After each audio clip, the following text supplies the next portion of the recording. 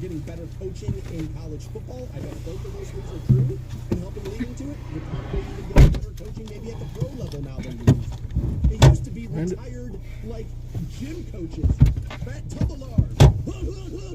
And now you got brainiacs coming out of MIT. Yeah, you just... Do you think Well, you didn't say what you were doing. I said I'm looking for the... Because I need... better throughout the offseason. Most of them guys are a little bit more dedicated. Guys used to come in and play the Just making... You got beaked. Not if you're running a 15-year vet. Most guys can't do that. Now, again, when I said that, now everybody's going to talk to me about Ocho Cinco, showing up every day eating McDonald's. Yeah, the guy was like 22 years old, was running 7 miles a day. If you do that, then yeah, maybe you can do it. But that's not how most of those guys go about. So I think that was the case. It's like you're facing a rookie quarterback. We're live streaming, by the way, just so you know. Because at the end of the day, they don't play that way anymore. They're also getting playing time much earlier than they were. We used to put a rookie quarterback in with 3 games left to go when you were out. That's when we played. These guys now, you got that card? That money and put this money Yeah. It creates expectation. Get your little ass out there and give me my touchdowns right now. These guys have to go out there and play earlier than ever. And so, I don't know, embarrassing? Oh. Yeah, I guess that's the right word, just because of how touted the defense was, and then it looked like they just didn't even get on the plane to go to Houston. That's a little embarrassing. But if we're talking about that game being the reason why we're firing people, and then nobody on the defensive side of the ball got fired, or at least not yet this morning, I guess more changes could be announced by Josina Anderson as the day goes on, hours go on. We'll see, and if I get new information, I'll give it to you. But if this is a reaction to what happened Saturday, and you're firing all the offensive guys, that one seems a little strange to me. By now, you're asking yourself, is he trying to be wrong? You incinerating that I'm dumb? The Stansberry Show. 8:45 this morning. I'm going to get you into Sonic Temple. That show's in May, historic Crew Stadium in Columbus. And before 9 a.m., I'll get those tickets passed out. If you missed the news this morning, Josina Anderson is reporting that the Browns have fired a couple of coaches from their staff. She put this out at 6 a.m. this morning, about 45 minutes ago. Breaking, I'm told the Browns have fired offensive coordinator Alex Van Pelt, running backs coach Stump Mitchell, and tight ends coach T.C. McCartney, per sources.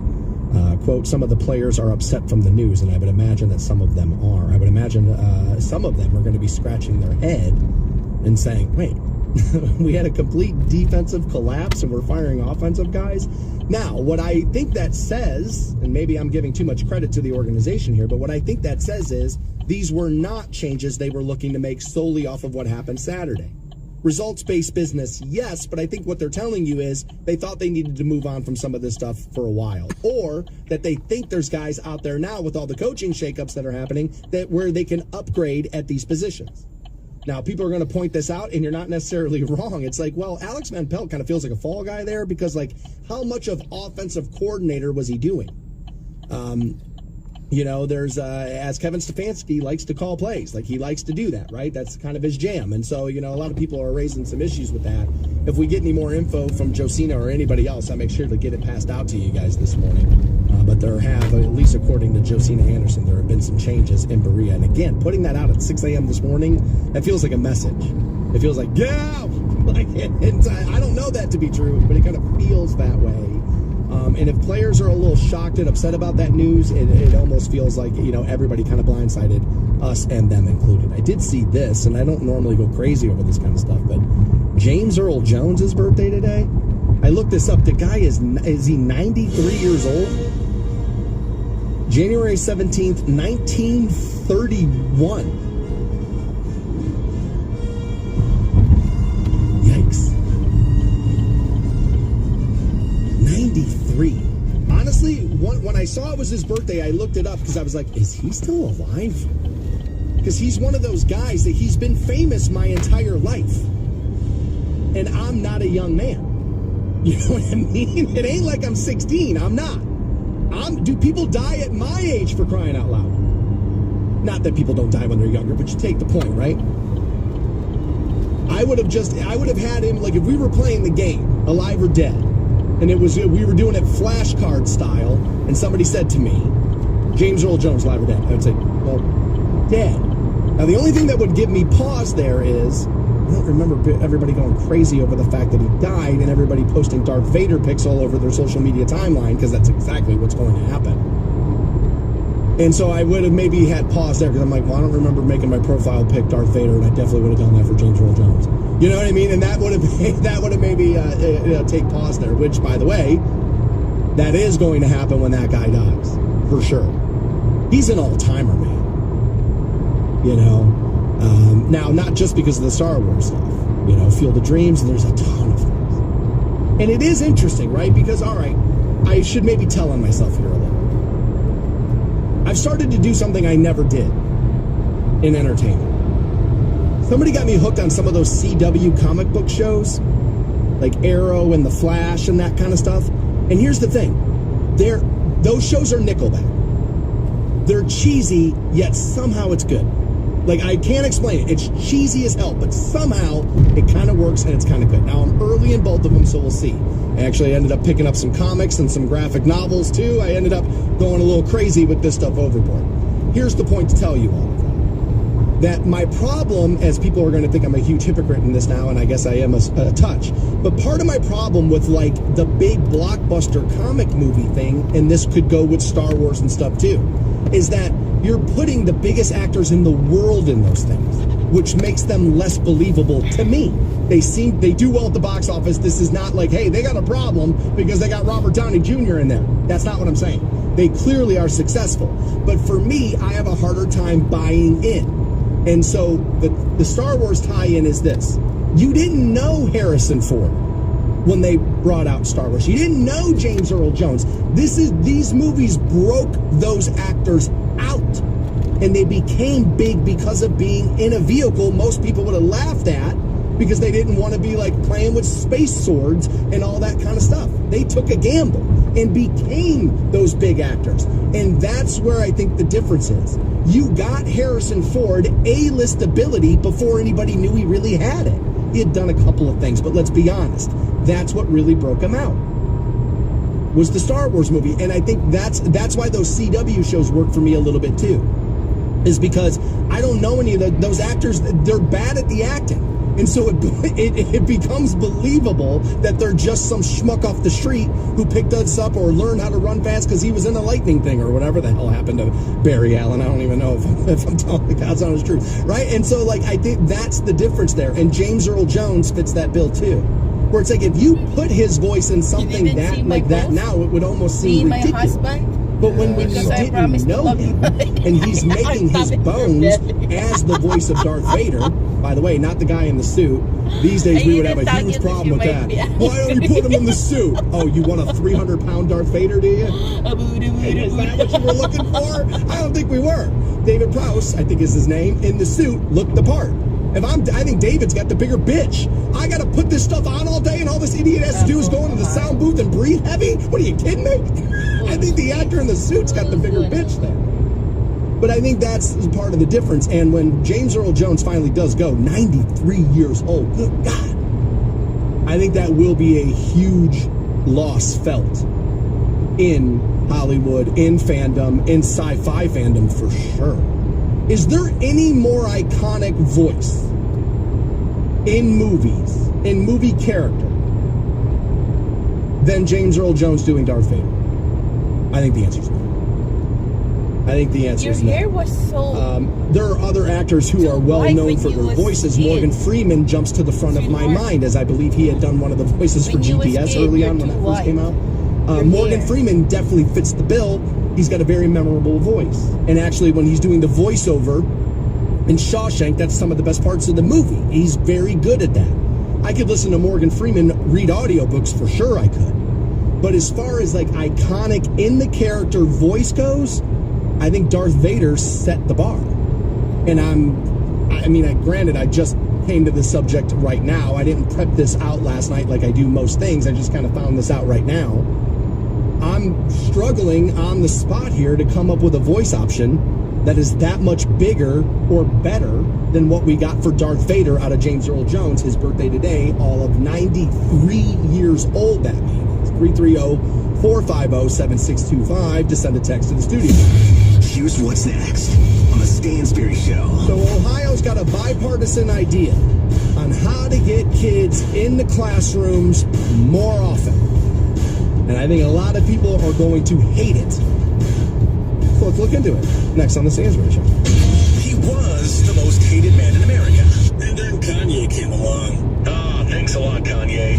The Stansberry Show on Rock 106.9. Welcome back to the Stansberry Show. Rock the bank with me at 9 a.m. Grab that first $1,000 keyword of Wednesday. We'll do that. Before the break, I had asked the question about James Earl Jones. He's turning 93 today. And I said, is that the biggest voice in entertainment? I said, look, I just found out it was his birthday this morning. I didn't flesh this out last night while preparing the show like I do most things. Welcome to the job. Sometimes things kind of fall in your lap, right?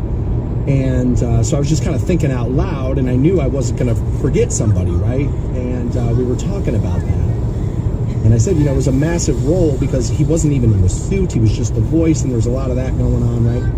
And I said I was struggling to remember somebody who made as big of an impact in entertainment with their voice like that as James Earl Jones has. I said, no, look, Morgan Freeman's got a great voice, and he's been in some stuff like that, but that Darth Vader character really, that was huge because without the voice, that character's not as good as it is, right? Like, I think we all know that. And, I was asking the question, has somebody made a bigger impact than that? And I hadn't thought about this, but Logan did, and he found me on the text line, and I'm glad he did. You can text me at 330-450-7625. And Logan said, Mel Blanc, who, of course, famously voiced, I think, was it like 90% of like the Looney Tunes stuff? That guy was all over everything. He was like the guy. He did all of those voices back in the day. At least a lot of them he did. And yes, that's on par. Now, this is interesting because it circles us back to another conversation I talk about a lot, which is people don't get remembered. Love you. Not the way they should. Mel Blanc used to be credited anytime anybody, in that art form or this work, they would mention him. It doesn't happen as much anymore, right? Because the years go on, younger people come into the scene. We don't have a respect of our elders at all. Literally, we put our own family members in nursing homes. So don't tell me we have a respect of the elders. If we did, your grandmother would be living with you. But your mother hates your father's mother, and so she is never allowed in the house except for Thanksgiving and Christmas Eve. We don't respect our elders. We don't. This is true in our lives, and it's true in our entertainment. Mel Blanc is fair because that guy voiced so many things. I think this is interesting because, like, back in the day, he used to get credited for that. Like, oh my God, look how talented Mel Blanc is. He does the voice for this, Porky Pig, and all these things. Today, it would be like, Mel Blanc standing in the way of young voiceover actors. One guy controls the whole industry. It's time to take the cartoon patriarchy down. Like, that would be the article at Slate today, for sure, versus lifting somebody up on the shoulders like, dude, you can do that voice, that voice, that voice, that voice, and that voice too? Man, are you talented. Today, I think it would be a little, quit standing in everybody's way, man. Quit standing in their way, man. Our voices need to be heard. Move out of the way. Hear me roar. Like, that's a lot of that kind of stuff will be going down. I think the new version of Mel Blanc is who? I would have to imagine it's Seth MacFarlane, right? Seth MacFarlane did so many of those voices on Family Guy. I guess Trey Parker and Matt Stone, because those guys voiced more than enough of those characters. And that, oh God, once you start talking, yeah, dude, the cartoon thing's wild, man, because we didn't even get to the biggest. The Simpsons, right? Hank Azaria, there it is. I'll take Hank over Seth, actually. Oh, I don't know. God, that's a tough call, man. See, that's tough. But you start getting into those modern day guys. Hank Azaria did, like, so many of those voices on The Simpsons. Sorry, I just had a little bit of a brain fart. So, yeah, I think those three guys come to mind. Mel Blanc, kind of the grandfather of all that, Godfather, I guess is what you'd call it, as he laid the groundwork for the rest of voice actors. Everybody who came out of my generation. There was that guy voiced so many things, and you spent hours in front of the TV looking at that stuff. And it's almost a shame, by the way. Looney Tunes was so ahead of its time. Like, it's the fact that whoever was smart enough and I don't know who it was, I guess maybe I could look this up. Whoever was smart enough to put classical music behind Bugs Bunny, like that was a genius move. Genius move. If you said it in the conference room, people would be like, what? What? You want to do what? It's not going to sound like pots and pans smacking people? No. It's going to be this. Whoever had the genius to put orchestra behind cartoon, that was brilliant. That was brilliant. And somehow, it kind of makes all of those things timeless. Not Pepe Le Pew. He's kind of inappropriate. Dave Chappelle told us 30 years ago. Okay, yes. Right? Okay, yes. Fair enough. Pepe Le Pew, a little questionable there, right? A little questionable. Fair enough. But that guy, Mel Blanc, was massive. I bet Seth MacFarlane would tell you today. I haven't heard him talk about this, but I'm willing to bet Seth MacFarlane would be like, without Mel, there would be no Seth. Now, he has talked about, honestly, how the radio kind of shaped a lot of his characters. I think it was his dad was doing something, and I don't know, he was listening to the radio, and that's where he got the voice for Quagmire. Was 1950s, here you go, you need this spark plug, put it in the car today, right? And he kind of got that from, like, old-style radio announcer guys. That's where Quagmire kind of comes from. I have heard him talk about that. This is coming in off the text line. I apologize, I don't have this person's name. He's telling me Peter Cullen, who does Optimus Prime and Eeyore from Winnie the Pooh. Wow, that's a little bit of a wide stretch there. The voice of Optimus Prime. Now, I don't know. I guess is that from the movies, Optimus Prime, or the animated stuff? And I may be showing my ignorance here. I don't know if it was the same guy that did them both. Now, you go back all the way back in the 80s, Transformers, I bet that guy might be dead now. I think that might be, I think that guy might be dead. Brian from Canton says, I'll take Don LaFontaine, the guy who was the voice of so many movie trailers. Oh, yeah, okay. Now, see, again, here's the, you don't connect that voice to any one particular character, but it was, I mean, vital for movie trailers. Forget everything you've ever known, right? Like that guy, forget everything you've ever known guy. Yeah, like that was a job I wanted. I wanted that job so bad. I'm not right for it. I have a good voice for radio. I don't think I have that voice. There's a reason why people do what they do. I have voiced some animated stuff. It's nothing you would have ever seen or anything like that. A friend was doing a project and asked me if I would like voice some stoner character he had, and I said, yeah, absolutely, I will. So I've done, but nothing like professional like that. I would have wanted a job like that. I also wanted to edit movie trailers. I wanted to be that guy because I always felt like the trailer, you're giving away too much in the movie. I'm getting sidetracked here. But yeah, the movie trailer voice guy, and again, James Earl Jones is what got us into this whole madness, being the voice of obviously Darth Vader, one of the most iconic voices in movie history, pop culture history. It's hard to beat Darth Vader. That voice, and I'll say it, without that, those movies may have not been as big.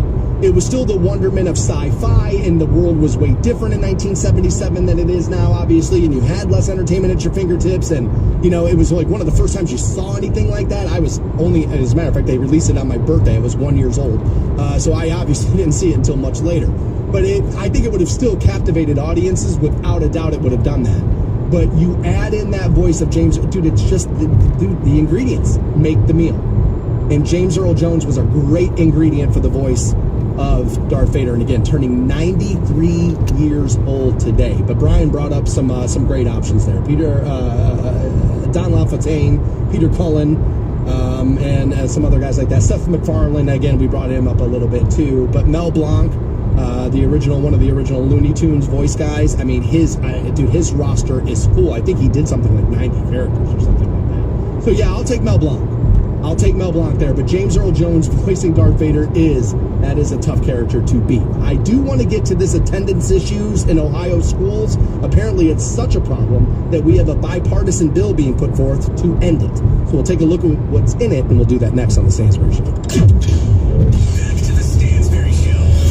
Rock 1069. 330-450-7625 to send a text to the studio. At 9 a.m., I'll rock the bank with you and pass out that first $1,000 keyword.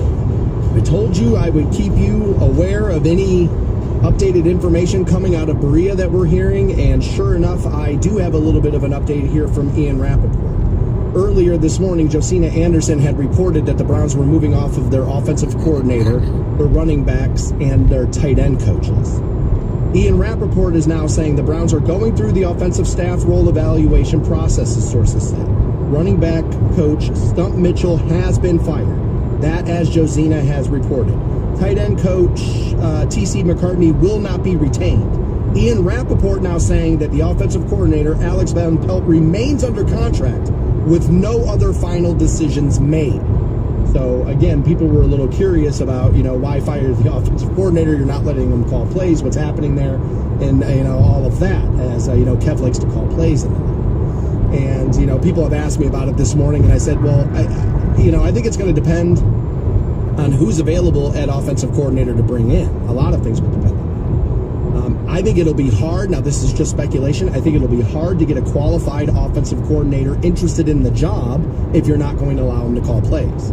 Because when he then goes to try to get the next head coaching job, what does everybody say? Yeah, man, their offense was good, but he wasn't even calling the plays. Eric Bieniemy, right? And so you end up with that slung around your neck. Guys want to hit the next rung of the ladder. I personally would find myself in a coordinator position at a good team and think to myself, I'm going to keep this gig. I get paid a lot of money. The heat's on the head coach. I like my guys. I like where I live. My kids like my school. I'm staying here as a coordinator. That's not a lot of guys in the NFL. There's the ego comes in and they want to find out if they can actually be the head coach or not. So it seems as if we've got some conflicting reporting there a little bit. I did put Ian's update in my original post from Josina Anderson at the Facebook page at Stansbury Show. It almost feels like there's like an effort put in front of me today to stop me from talking about this next story. There's not, but it felt that way this morning with how much news has been happening. But I saw this a little bit yesterday, and I'm pulling from WLWT.com, where we have a bipartisan bill in Ohio to try to combat a problem, and it's attendance in schools. Democrat Danny Isaacson and Republican Bill Seitz have introduced a bipartisan bill, and they're looking to reduce absenteeism. You don't hear about truancy officers the way you did back in the day. I remember my dad used to threaten me with truancy officers and things like that. You don't necessarily hear about that as much anymore. I don't even know if that's a thing. So how are they going to do this? They're going to pay you to go to school. And if I'm honest here, it puts me at odds with myself a little bit. Because this feels like giving up.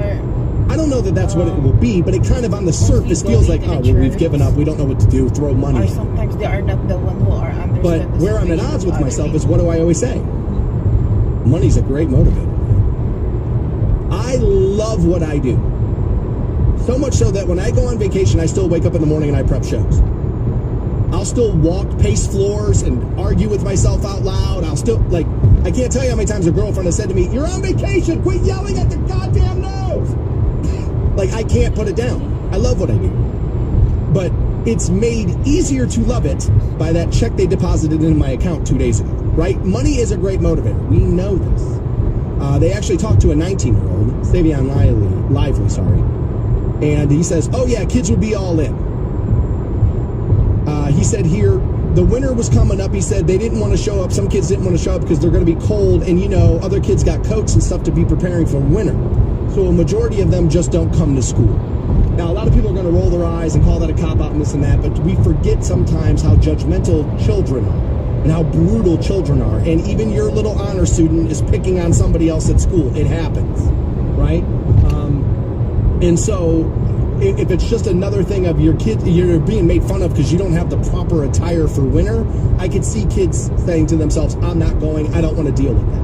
Now, I don't think you got to push most kids all that hard to get them to skip school. Now, I know some of you got kids out there who want to go to school, they take extra class, they do all that. Those kids exist too, sure, yes. I don't think they're the bulk of them, although I wouldn't know, I don't have children of my own. But it's not all that hard to get a young person to be to screw off and not go do the responsible thing, right? That's not that crazy. So incentives like free pizza and Visa gift cards have been tried without long-lasting success. And so they wanted to know, will cash payments be worth a try?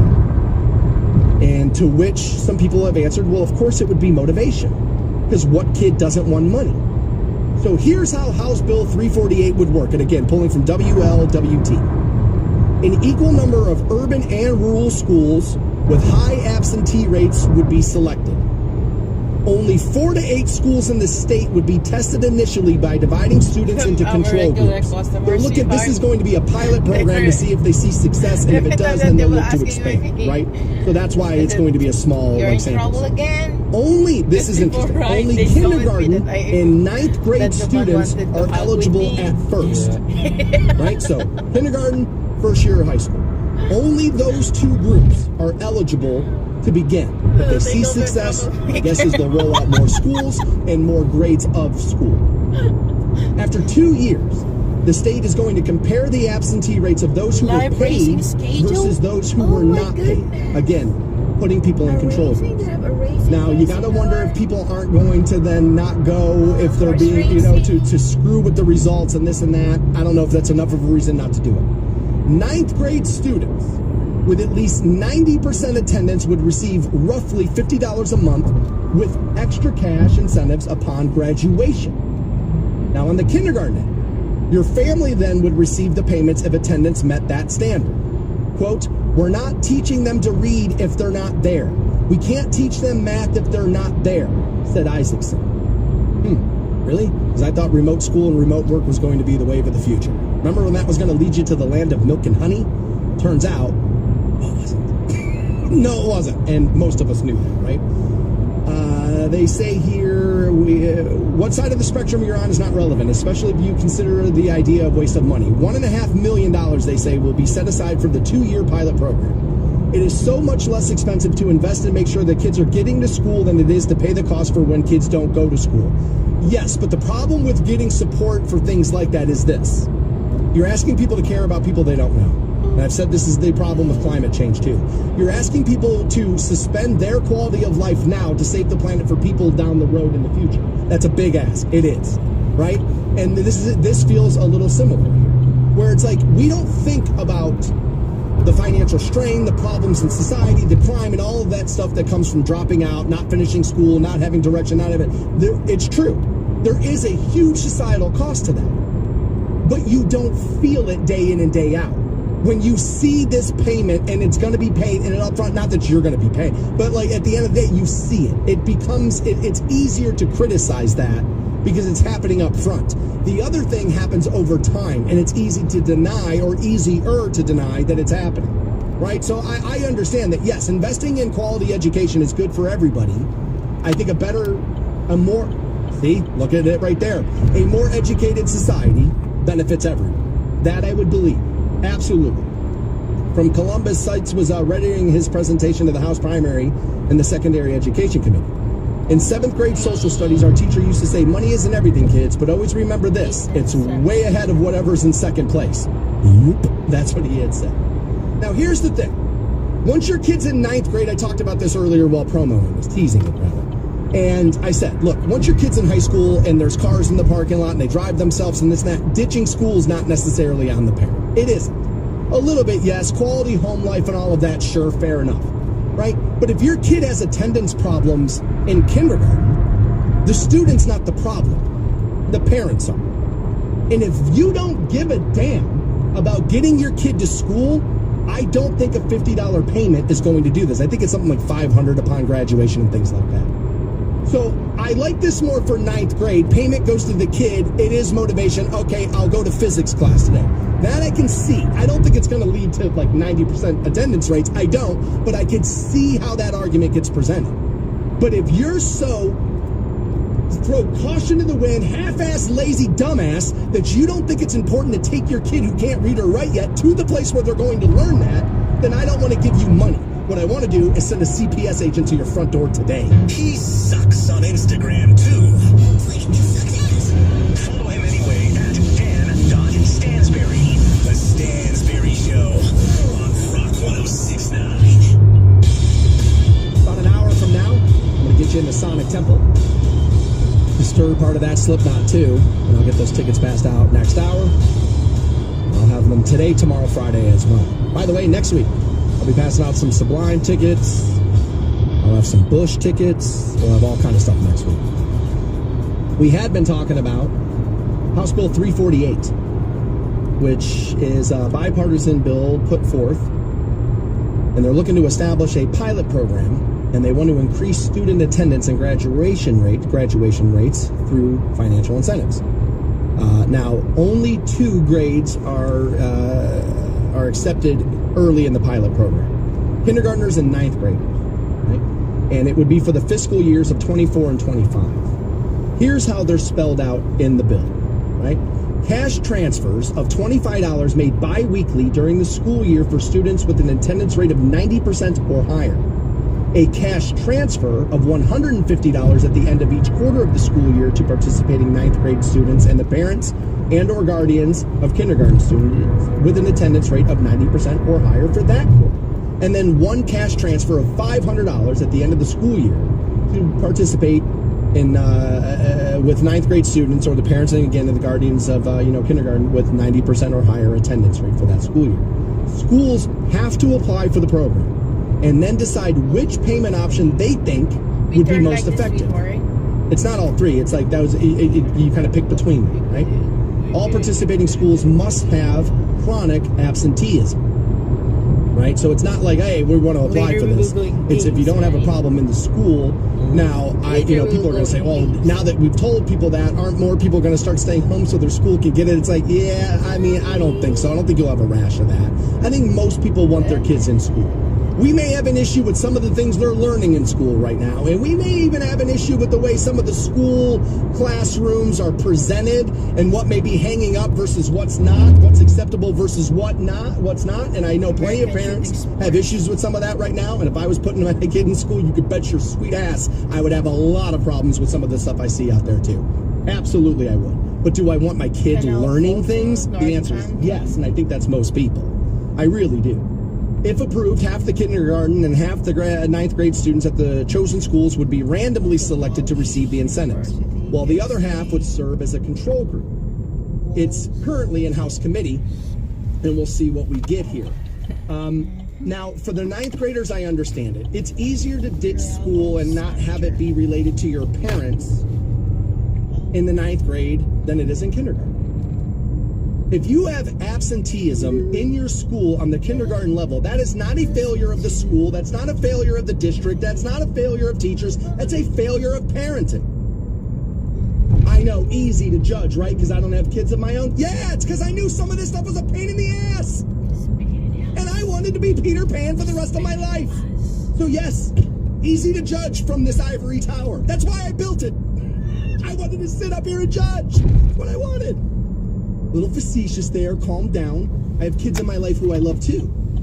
Not mine, it's different, and I would admit that that is different. But if I found out, hey, we're not sending the kid to kindergarten, I'm going to be like, what are we doing? Like, what are you not doing? What are you, a moron? Right? Like, I would have a problem with that. And I don't think a $50 payment, $25 bi-weekly is going to do this. If you don't care that your kindergarten-age kid is attending school programs, is $50 really going to do it? That to me feels, and this is a lot of judgment, and I won't even hide it from you. This is a ton of judgment. That feels like I'm rolling down my window at the intersection and giving an addict 20 bucks. Am I crazy to just assume that you are probably on drugs if you don't take your kids to school? Am I crazy? Now, if you've taken your kids out of school and you're homeschooling or so whatever, that's a completely different thing than they just don't have to go. This reminds me, I grew up in a very religious household. My father was the town minister. When I got sick, they took us to the damn doctor. You ever see those idiots who are like, well, we prayed and the kid died in the backyard, but we're fine because we prayed. It's like, no, you're a moron. If Jesus wanted us to do this, he created the scientist, you moron. Put the kid in the car and take him to the hospital. What's the matter with you? You literally think he's coming down here, holes in his hands, smacking you on the forehead and fixing stuff himself? He sent you the smart people to do it. I've never understood those arguments, and this feels like that to me. The 9th grader, like I said, dude, once you drop a kid off at high school, I know for sure it's easy to walk out the 400 hallway, open that door, get in somebody else's Trans Am, start smoking weed, and ignore school. I did it. That's how I ended up here, by destroying my damn life. Here first. So, like, that's easier for me to see. It's like, all right, well, you might motivate a kid with some cash. But if you're just dumb and aren't taking your